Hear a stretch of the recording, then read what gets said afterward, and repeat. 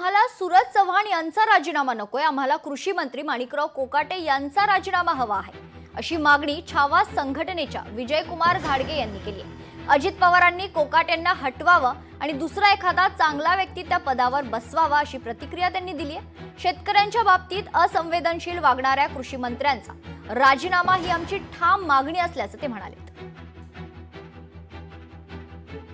आमचा त्या सूरज चव्हाणच्या राजीनाम्याचा संबंधच नाही ना, त्यांचा पक्षांतर्गत विषय आहे तो।